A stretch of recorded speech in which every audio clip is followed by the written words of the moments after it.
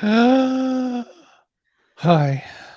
Hello, welcome to the Backpack Show, where we bring you insights about success from unusual places. And sometimes We places we've been once before. places we visited, more than a couple times. By the way, I heard from our friend Jacob Kayea. He says, "Hey, when can Ethan and I come back on the show?" I said, "I will set it up very soon that we'll do an open show again." There's my biological father, Steve Brogan, and his beloved wife, Diane. Otherwise known as your mother and father. We stop that. You're Oh, confusing man. people. People believe you when you say those things. They do get a little messed up Oh, on that. it's There's Chloe. Chloe, the peacock hater. Did you get the cow hug I sent you for Valentine's Day? I sent a virtual cow hug. Did you? Oh. Yes. Coach Buenos Woodard. dias, Coach. Good to see you. So listen, let's do our ads right up front, just so we don't have to think about those anymore. Want to make a show like this? You can. Go to cbrogan.me/StreamYard. You get a free duck with every episode.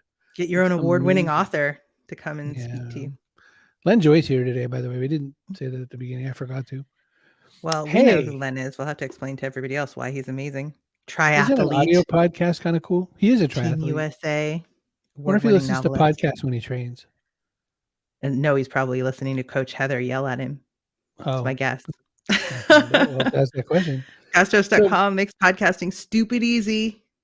Gets your podcast all the places. Try it out. You could be podcast terrific. Hey, want a .online domain? You can get one. Go to cbrogan.me/online. Use the code Chris, and you can get a free domain for $1. All caps. All caps. Don't forget all caps. Yes. Say, what if you forgot the name of Len Joy's new book? What is it again? Dry Heave? Dry Heat. Dry Heat. See, if I had that wrong and I typed in Len Joy and dry, I bet Presearch would put me right on Dry Heat because it knows. It's a good search engine. But log in if you want to get those crypto rewards. Yeah, you get rewards just for using this thing. So Chloe didn't get the cow hug I sent, which I'm sad about. Check your spam. So for anybody who's like, what is wrong with you and what even is that? We just spoke to Ellie Lax from the Gentle Barn last week about cow hugging therapy, which is exactly what you think it is. And anyway, they had virtual cow hugs like for Valentine's Day. And so I sent one to Chloe because she was at the cow hugging episode. And apparently it's gone moosing. Sorry. Oh. Hi, everyone. Tim Kitzrow from NBA Jam and NFL Blitz, welcoming you to The Backpack Show. Your hosts, Chris Brogan, Kerry Gorgone, Boom Shakalaka. Backpack Show. Len Joy is back. Our man, Len Joy. I'm so excited. So, dry heat. Yes, award-winning author who had a whole career before becoming a novelist, retired, then became a novelist and a triathlete, and competes as part of Team USA. He's not like, I'm going to retire and watch some TV, is what I'm saying. Right. Although I think he Let's does grab watch us it. one more Len Joy that we have right now and bring him onto the show. Welcome, Len. Hey, thank you. Nice looking book. Thank you. Yes. Really that's a good looking cover. I know you don't get to have a whole lot of input on covers, but that's a goodie. It's cool, right? Yeah, I like it. You can see yourself standing in front of that on a big stage somewhere. Yeah. Len, I was just reading about your morning routine, and it includes a 2-hour workout. And I was like, oh, like, what are you doing for 2 hours? Like, what is a 2 hour It's workout? not always 2 hours, but usually like yesterday, I would do a personal training with my coach.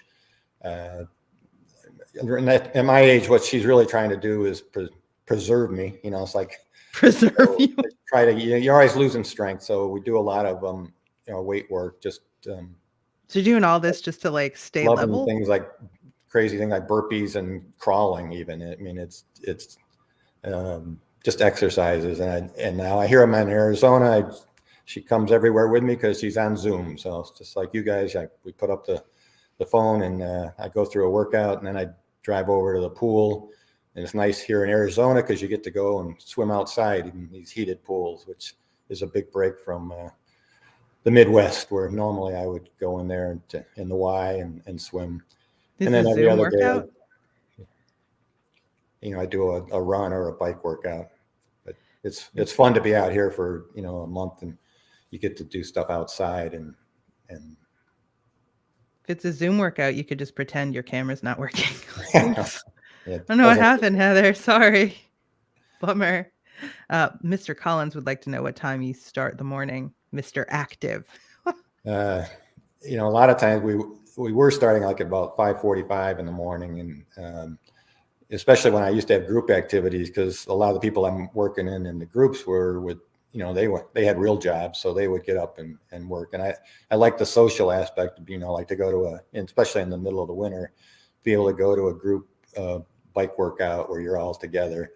COVID has changed a lot of that, and we pushed it back. So now we wait till the sun comes up. So that might be why I've never written a book, because I haven't been to the gym since COVID started. Yeah. So Len, after all that activity in the morning gets you going, gets your brain kind of flowing and all that, do you write more in the morning? Do you write more in the evening? Do you write just whenever you find the time? I usually write, because my wife's she gets up later, and so my routine's usually, I walk my dog, do the workout, and come back, have breakfast, and then usually I have a good 2 or 3 hours of. That's when I try to focus on writing. But a lot of times the writing is reviewing other people and stuff, and reading other people's stuff, work, because I find that that really helps. The workouts help, because sometimes if they're long, you can be thinking about dialogue and conversation and sort of working it through. I find I think it would be hard for me to work, like just sit down and get up and try to get in the chair and work. I need the exercise in the morning to activate, I think. You mentioned watching TV and reading other books and stuff like that. I know when you say like I'm a writer and I write, you're including kind of all that content consumption in it. Yeah, I cheat. I say, like, a lot of times, like I've been going through watching The Sopranos again from season 1, and it's just, that's just great storytelling, and just the way reading it, knowing how it ends, it just really reveals a lot about the character development and how things work. So I think that it's helpful, because I'm trying to write stories that have action and plot and stuff, and learning from experts, storytellers is really helpful. I was going to double down on that, because one of the things that I was, when you said that, I was thinking about, for instance, I really love the writing of Aaron Sorkin. So when I pay attention to what Aaron Sorkin has written, I find myself going, oh, I see how he did that. Or, the sort of super fast banter that no one else could do the way Sorkin can. The other night I watched the movie Nightmare Alley with Bradley Cooper. And and I don't know if you've watched it, but it is a really perfectly circular, well-written noir kind of movie. Did you enjoy it? I haven't seen it yet. I've read the reviews. Okay. And we've got it on the line, on the list. It's a remake of like a 1940s one, I think, right? So now the new one's like set in the same era, but the original one I feel like was real time, like contemporary time or something. I think so. So what I was thinking about, so it might be earlier, but anyway, I can't give away the ending, but what I can say about the ending is the ending is set up like an hour and a half earlier, vividly. And you're just like, it just sounds so unlikely. And there it is at the end, and you go, my golly. And so I guess what I was saying that, and I thought about, you trying to pick up stuff for dry heat. How do you convey it? I guess I know what I would do, how I'd try to, be Irish about it and just steal it all. But how do you get the best out of watching and observing into dry heat? Yeah. I listen, try to see how they put characters together in conversation, and how they use, that nothing is in there is just a throwaway. There's a reason for, some at the old gun on the wall kind of thing. And when you're watching that, it's like you learn a lot about, okay, well, he said that seems like an odd thing for that character to say in the first act. And then, but that it must mean something if it's done by a real professional, like, the guys that were doing those stories. So it helps me, because when you're writing a first draft, I throw a lot of stuff in. I don't know what it's going to, if I'm going to use it or not. But you sort of add more details than you need. And then sometimes, you'll find you're trying to find a connection in the third act, and there's something you did have in the first act that you can use. but it's it's an iterative process. You got to go back, and get rid of a lot of stuff that I do that I put in the beginning that it's not going anywhere. So you have to really it's like the first draft is pretty bloated, I think, and then you start pairing and pairing and pairing. I read one of your books. I don't want to say which one because I don't want to spoil for anybody. The last time we had you on, so good. Yeah. I've actually read a couple of them, and I know some people had an issue with the ending of this particular one because it's like things seem great and then a bunch of stuff kind of happens. So the new book, Dry Heat, you just throw it all out there at the very beginning. It's like, bang, here's a whole bunch of bad things happening to the protagonist all at once. And then you got to watch him dig himself out. So was that on purpose? Did you want to just blow everything up or? Well, the Dry Heat was actually, I worked in Phoenix for 15 years in my earlier career as an engine rebuilder. And there was an incident. It wasn't a real successful business, but it was great for material and life experience. And, a really tragic incident that occurred. One of my best employees and a close friend, her son was out driving, 18 years old, joyriding, drag racing on the interstate out here, and they got in sort of a duel with another car, and one of the kids in the car fired a shot at the other car. Nobody was hurt, but it turned out the other car was an off-duty policeman, and he was arrested. 18. The other two people vanished. They don't know what happened to them. I guess they never showed up for any of their court dates. He was faced with a serious. His parents had to decide, and he had to decide. They had a pretrial hearing. Do you want to go to court trial? Felonious attempted murder of a police officer. You could be looking at 20 years, or do you want to take a deal for 3 years right now? And it's like, just having that, and that wasn't like you don't get to think about it for a month or go home. It was like right then you make that decision. And he took the 3 years and went to prison instead of college. And the book isn't about that, but that incident is what, prompted me to, I thought about that for 15 years. That, I had that as an idea that I thought I'd like to explore. And that's what I built into the sort of the expulsion or explosion opening for what happens after that, what's the rest of your life. And I like to think you're responding to critics like, oh, you didn't like that stuff happening at the end, here you go, do it right now. Yeah, well, some people like to have everything wrapped up, and I understand that. I tend to have some more loose ends, I guess, sometimes. Coach Woodard wants to know, how much does the plot evolve between drafts? Does it get tighter, or do more substantive shifts occur? In this novel, I didn't know how I was going to end it. And I was thinking it was going to be an awful lot longer novel. And then I just somehow in the second draft, I sort of saw a path to what would make sense. It's perfectly respectable length. A lot shorter than I thought. But I don't have... I don't usually know how the books are going to end when I start them. Related to that, because of the way fiction works, sometimes you must be kind of, out on your bike ride or, in the pool, putting stuff in the pile for Dry Heat. Do you accidentally sometimes have a second book pop up or a third book or 26 books pop up where you're like, oh, shoot, I'm going to have to remember this for some other time because I'm not writing this book right now. Are you multi-threaded in your brain like that, or do you just lock into the one? I've learned that I have to, if I get an idea like that, I have to write it down, because I've found I don't remember those things later on. I think, oh, I had a great idea, I don't know what it is. And then, now I have like a file I keep of, great ideas, and I just write it out and throw it in a file. And then, I'll look at it later. It's like, I don't even remember thinking about that, but yeah, I like that idea or something. So can you understand it though? Like, do you write it in a way that you can understand it when you read it sometimes, later? Sometimes not. I was thinking that because I used to try to do that, and then I'd go back and be like, plaid bell bottom something, what? No idea. Yeah, that usually happens when I must, if I wake up from a dream and I think I'm going to, I make some quick notes in the dark, and And I would look at them the next day. I was like, I don't know what I was writing there. Like, I went to the circus.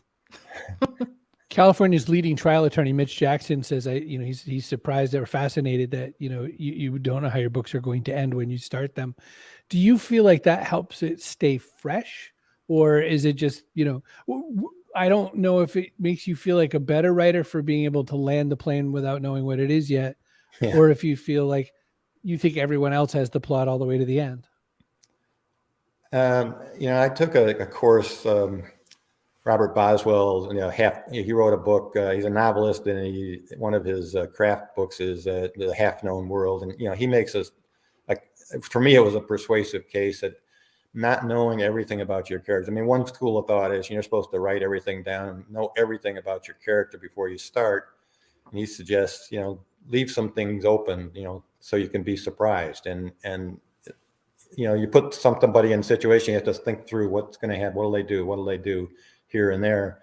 And if you haven't, locked yourself into this is the way that character is, it gives you more flexibility. You have infinite possibilities. So, for me, it's fun that way to have that as an open, you have to be consistent with what you started, but it doesn't, we all know we could have all taken different paths. We could have, chose to go to Arizona or to New York or something. And so leaving it open a little bit, at least it's fun that way. But is it a gut thing though? Like how I've definitely read stories where something feels out of character for someone that I've come to think that I know, in the course of the book, and it feels discordant and it kind of takes me out of the narrative. How do you know what's in character? Like, is it a feeling or is it a choice? I think it must be a feeling. And, I think it's something I have to watch all the time. And it helps to have other readers, because I can get blinded, blindsided, or get locked into, I'm sure this is clear, or this makes sense. And so having a couple of good readers willing to endure multiple drafts and telling you that doesn't make sense, or that woman would never do that, or so on. I mean, it really helps me to have a collaboration in that sense. We used to tease my grandfather a little bit for the fact that as he was getting older, his memory, of course, wasn't quite there. And so he'd read Westerns and he would not remember that he'd read the Western. And every now and again, he'd kind of get the inkling, I feel like I read this one before. But a lot of times he'd get all the way through to the end again. And that was, he was an old man, right? Like, it's okay. Yeah. It's okay if your memory doesn't quite work that way. I'm 51 and I was just watching The Departed yesterday and I went, I forgot how this ended. The ending of The Departed is a cluster. You're just like, what? And, it does feel to me like that movie was thrown into a blender, or like they just ran out of film and said, all right, guys, we got to wrap this up. We got like 4 minutes left. Yeah, right. That's there is a compact between people watching or consuming, your story and buying into it, and you, that you will not do things that ruin their life. Right. You have to try to keep them alive. Well, let's go back. Oh, let's use your question, because I like your question better. Do you feel an obligation to keep your characters in a certain state of health or being for your readers? I don't feel an obligation. I think sometimes, my first inclination sometimes is to kill off somebody, and that's an awful easy way to, in some of the actions, like it's an easier way to end something, or than to work through it. And I like to have resolutions that are more positive. So it does take. That's probably the hardest thing, is like you get all these things up in the air and you're trying to sort of weave threads together, and then trying to get them all to come out and to a satisfactory conclusion that isn't just, a fairy tale ending. I'm not really interested in that. So it's, that's probably the hardest part. And for me, real life is messy though. Yeah. I mean, not as messy as the beginning of Dry Heat. Who said, she gave me 3 stars or something, which was fine. I really liked her review because she said all these things she liked about it. And then she said she threw it across the room at the end because she didn't like the way it ended. Which one? And I thought, I wanted to ask her, why? But I did ask her, but she didn't respond. So I don't. Oh, which one? Well, I'm not going to spoil it because it's probably the one I was saying. But yeah, I think that's the idea, that people get really wedded to a specific outcome for someone. Yeah. And if you pull the rug out from under them, if it's not perfect in every way, which life is so rarely perfect in every way, people lose their mind, which I Yeah, I had imagine a book you got to club. get a thick skin. One of the books I had, a book club of, I think you would call it like the Second Wives Club or something. They read the book and they didn't like the fact that the character went back to his wife at the end. And so it's because they were the other side of, it's like they asked me this question, like, why did he go back? It's like it was totally not expecting that. That is reminding me of some author, and I can't remember who it was. It was a fiction author, and his wife got on him and it's like, I'm not allowing you to write female characters anymore. She was like, you're awful at it. That's not what a woman would do. It's just over and over again. She would just thrash him for not having the sentiment. So when you say that, I had that trigger memory come up of like, a whole room full of ladies saying, that's not how that would go. That reminded me of Stephen King when he was writing Kerry, how his wife actually got him access to a local school. She asked if he could come in and look at the gym locker room, the girls' gym locker room, so that he could write the famous shower scene like more authentically. Oh, right. Yeah. I want to say hi to Slim Jim Longfoot, who stopped by to visit, by the way. Hello. Hi, Slim Jim. He runs a really good YouTube channel goat. as well. I'm a subscriber, and he's always got celebrations and open mics and long streams and all kinds of stuff going on over there. Chloe says she loves the freedom to plot twist at any time. Leslie agrees. She likes when a book surprises her from where she thought it was going to go. Unless you don't like where it went, right? Yeah. And Coach Woodard says, life is messy, but for many of us, reading is an escape from real life. We want things to end up better than it is. I definitely get that. I was super pissed at the end of the TV series Medium. I won't spoil it for anybody, but Medium's like very loosely based on someone's actual life. So the fact that didn't happen in their real life, I was like, why would you do this to me in the fake TV version? Sucks. Yeah, I agree. Anyway, so hello, everyone. One of the other things I wanted to ask you about, in addition to where you find the time to work out 2 hours a day, that was like my pressing question this morning. When you're thinking about the next place to go, the next novel, some of the things that happen are like there's a lot of true crime kind of stuff, in this. Not that it's true crime, but like you have to be authentic about how you depict situations that I don't know if you've ever been in them, but I don't think you have. So how do you do research for like a crime novel? Well, I had I was fortunate with this novel. One of my major readers is a criminal attorney, so he really helped me with the what's it really like when you go to court, the process. And the novel I'm working on now is another one that's got it takes place in Chicago, and there's a lot of Cook County jail and trial things, and so just having someone that can explain what the real procedures are, and then you have to try to make it interesting, because a lot of courtrooms, I've been in a lot of litigation and stuff, it's really boring. So you gotta trim it down to like keep it exciting, but have details that when people read it, they believe that's legitimate. I always wanted to, like whether it's sports or anything else, to have the people who are really expert at it read it and not feel like this guy doesn't know what he's talking about. Like distribute your advanced drafts to people on the inside. Yeah. You could pick up some great tips that way for like aspiring criminals. Yeah.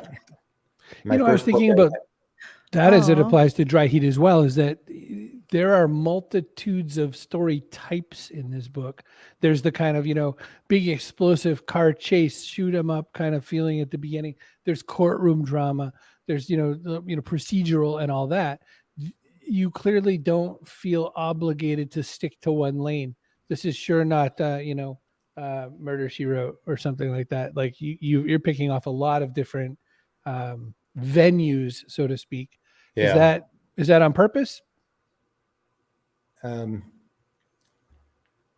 I just sort of take it as like a step at a time, I guess. But I know, like, you have to go to court. You have to, like, I knew, like, at certain stages, where you're trying to get to. Once you start, like, okay, maybe he's going to prison.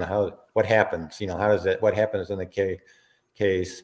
But a lot of it was just like there's a gang member in the that he meets in jail, and I hadn't planned on having that, but I thought that's an interesting development, and I worked. That turned out to be a major thread of the novel. So, I start with just like an idea, and you just sort of, it grows, and for me, I take it a step at a time. I have a vague idea where it might end up, and the idea that there's something going to happen and how are you going to recover from it. But all the details, I don't know if it's purposeful, but it's like, it takes you make one, like you're crossing a river and you take one step and then that opens up, how you cross it depends on where you went on that first step. So it's really, I guess, an iterative or a process. I'm smiling because I'm imagining God spectating, being like, whoa, they just did that. Okay. Like, that's kind of you. You set up the universe and you put your characters in it, and then you're as surprised as anybody else. Right. Slim Jim says, definitely will be reading Len's books. Are any of your books connected, or are they all unrelated books? That's a good question. Because my first book, American Pastime, was about a baseball player who, whose life unravels, and it takes place from the 50s through the 70s. And then I wrote The Better Days was a totally unrelated book. But when I first wrote American Pastime, I had like it was my first novel, and it was like a 50-year epic. And I was told no one will publish it, some newbie's novel that's that long. So I cut it way back, and it made it a much better novel, I think. But I had a lot of material, and I went back to it. And my third novel, Everyone Dies Famous, is the same character as American Pastime, but it takes place 30 years later. So it's sort of the aging, real aging, like my age kind of guy now, looking back at his life and dealing with, challenges, and it all takes place in one day. But in a sense, it's a sequel, but it's a totally standalone sequel. But those two books are related. The other two are completely independent. You can read them in any order. Well, you can't really talk about retirement because you were like, I'm going to start a whole other career now. Yeah. When you finish a book like this, such as it were, when you finish a book like this, how far between you getting the book out there, having to promote it and all that, before you immediately start picking up your note pile again and looking at the next book? Or do you give yourself some permitted amount of time to sit pretty on this, or what do you do? I don't, because I don't look like, I have like decades left to do that. I've about halfway through another novel. I mean, this last month or so with a lot of promotions and stuff, I've been sort of off on it, but I'm working on, and one of the challenges with COVID is I'm trying to write, and I decided I would write it to take place in 2018 and end before, COVID shut everything down. But it's I've been working on that because I finished this novel almost a year ago now, and it just takes, or over a year ago, and it just, the production process and the getting it in the queue to get published takes a while. So I don't, I like writing, it's like I don't, and novels seem to work for me. I don't find it, it's sort of like a marathon, same kind of mindset as you just do you don't do all 26 miles at once, you just do a mile. So I just keep writing and hope something comes of it. Like a lot of times I got this new novel, I wrote like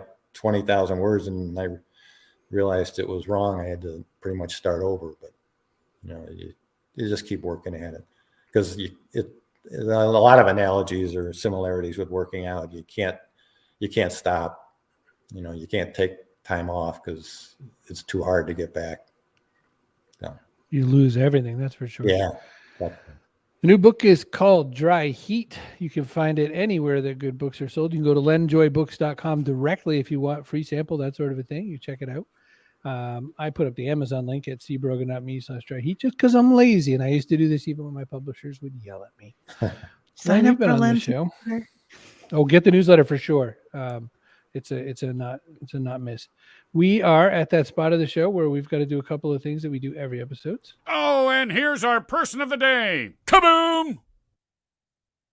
lot of participation today. What's kind of funny about today, I noticed tons and tons and tons of participation, which, we don't always get. Sometimes it's kind of quiet. And I noticed is, we have Len back, one of our classic guests and friends. I look love that. all the time.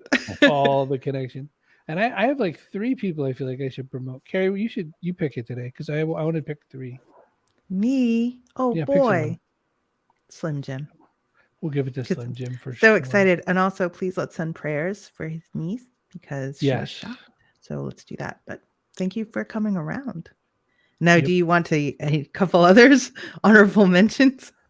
Oh, I don't know. I thought Mitch Jackson as well.